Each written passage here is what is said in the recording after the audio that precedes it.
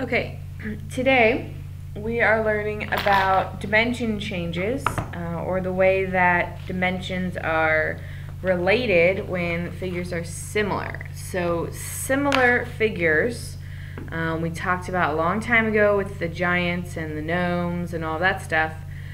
Similar figures always have to have a ratio where a ratio A over B of, generally it's their side lengths. So down here in this picture you can see the ratio of these two would be 6 to 9, but then we'd need to reduce that. Okay, so that's where our ratio comes from. The ratio of perimeters would be that same ratio, and it's always in simplest form, so you always have to reduce it all the way down.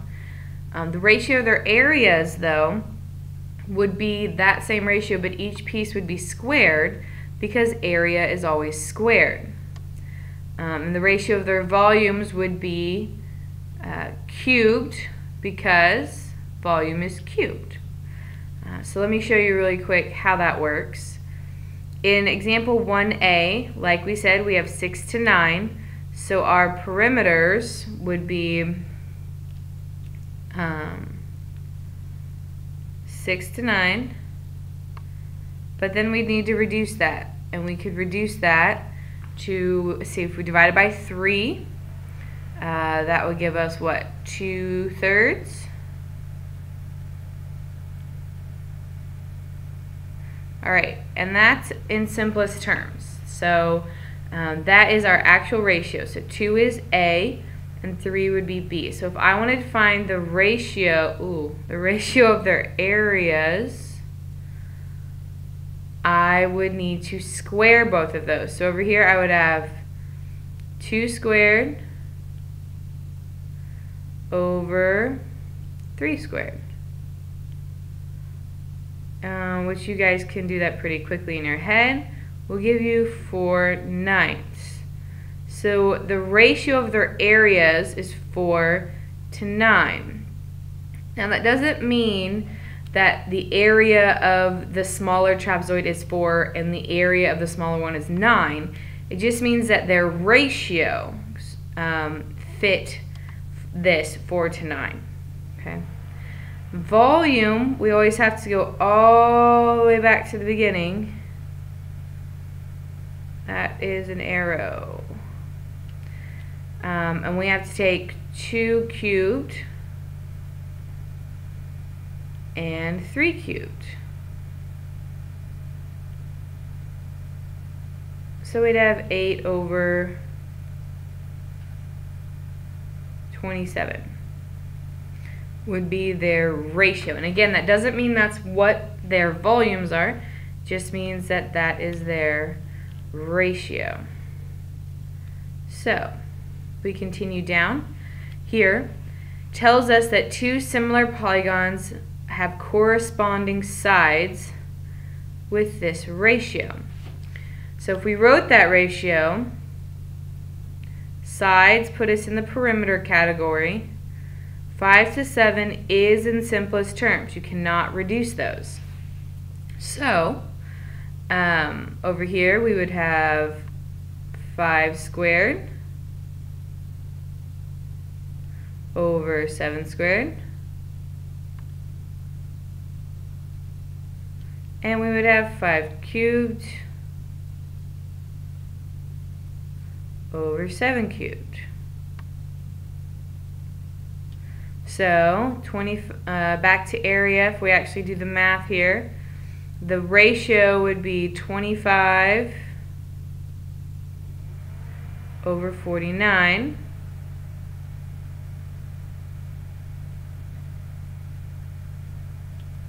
And the volume, well, 5 cubed, you can either do that in a calculator, or some of you might have it memorized, is 125. And 7 cubed, you probably don't have that one memorized. You'll need to do that on your calculator, is 343. Okay?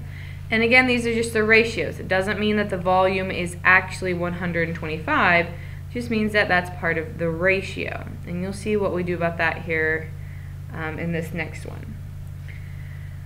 Tells us that the area of the smaller pentagon is 27.5 centimeters squared. What is the best approximation of the area for the larger regular pentagon?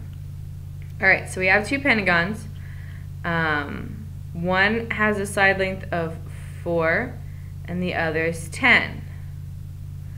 So that's going to be the ratio, but we need to reduce it, so we're going to divide by 2 and we're going to get 2/5. So that's the ratio that we're working with. We always have to start at the beginning. We always have to start with the perimeter ratio. Now, if that's my perimeter ratio, we're talking about area though. So my area ratio would be 4/25 because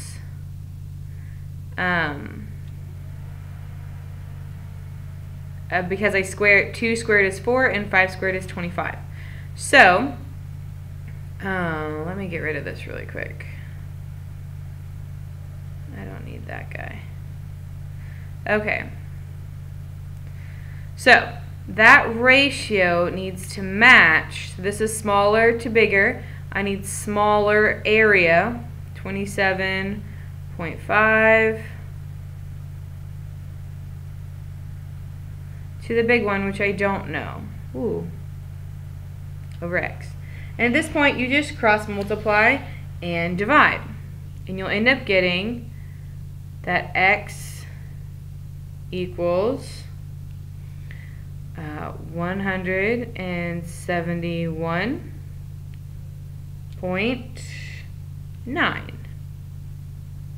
centimeters squared, because we're talking about areas. Okay, so we always go back to our original ratio of side lengths or perimeters, and then we adjust our ratio like we did at 4/25, and then we set up a proportion. Okay. Example 2b, it's very similar.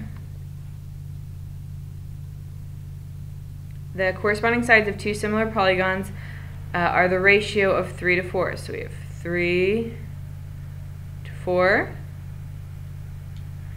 The area of the larger one is 96. Find the area of the smaller one. So 3:4, that's going to give us 9/16. If we square those two, we are going to set that equal to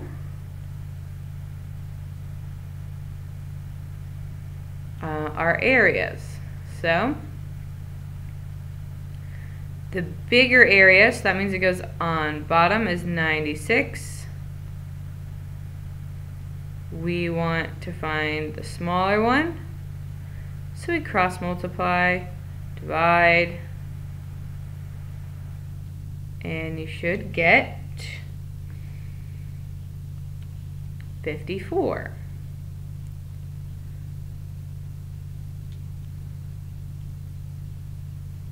What? Inches cubed. Sorry, inches squared. Alright, so not too shabby there. I want you to try example 3a on your own. No, just kidding. I'm going to help you with this one. Okay.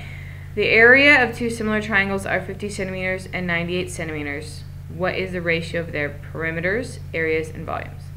Okay, so if we have 50 over 98, and that's in the area category, in order to get our original ratio, we would need to square root them. But if you notice, you can't square root 50 and 98 and get even values, so we need to reduce them first. So if we divide each of these by 2, it gives us 25 over 49. Now if you know what you're doing, you will see that you can square root 25 and 49. So if we square root them, our original ratio is 5:7. which makes our area ratio 25 to 49. And our volume needs to be 5 cubed and 7 cubed, which we did that one earlier. 125 over 345. So, even though they gave us the actual area values, we just want to find the ratio because they asked us what is the ratio. So we have to break them down, square root them, and get to the original ratio, which is the perimeter ratio. Now try 3b on your own.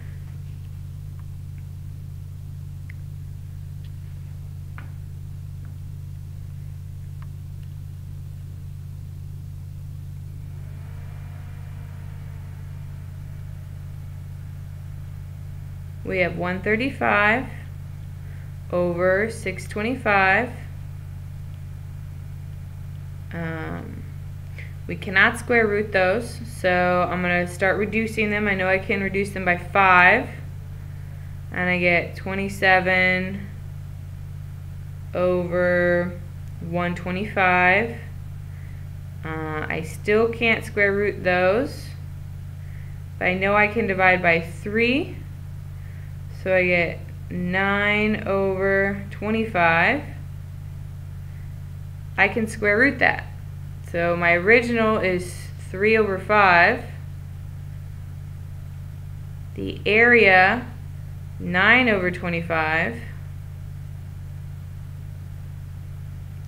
Which makes the volume 3 squared, which is 27. I'm sorry, 3 cubed, which is 27, over 5 cubed, which is 125. There. Okay. So we're talking about similarity. We said that similar things always have to have a ratio. So it says, are the two cylinders similar? We have to be able to decide, are they similar or not?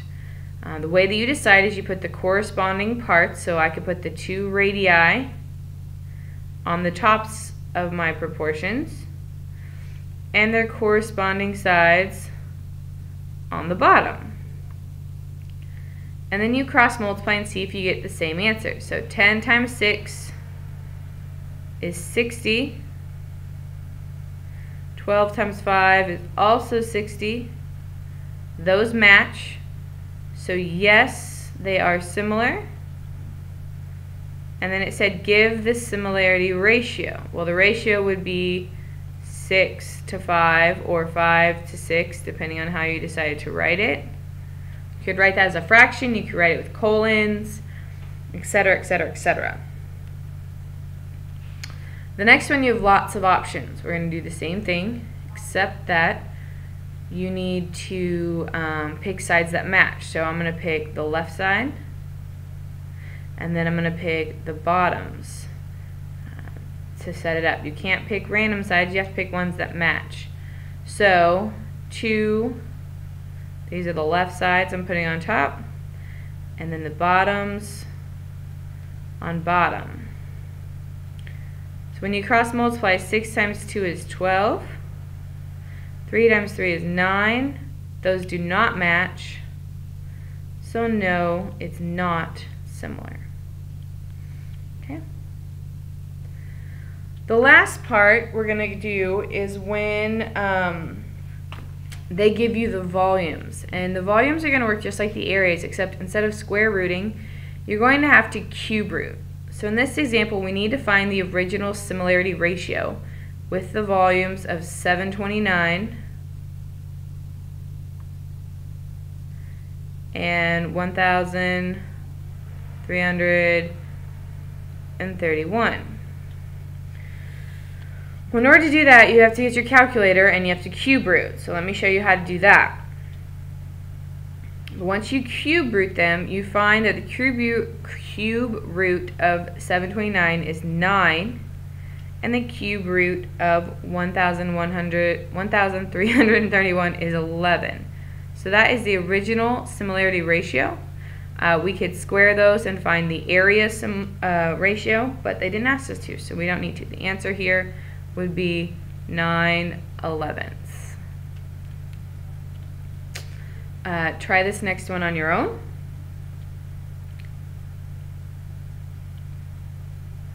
Take 144 over 324, cube root them, and you would get 12 over 18, which is great, but we need to reduce that if we can, because our similarity ratio always needs to be in simplest terms. So we could reduce this down to 2/3, and that would be our final answer.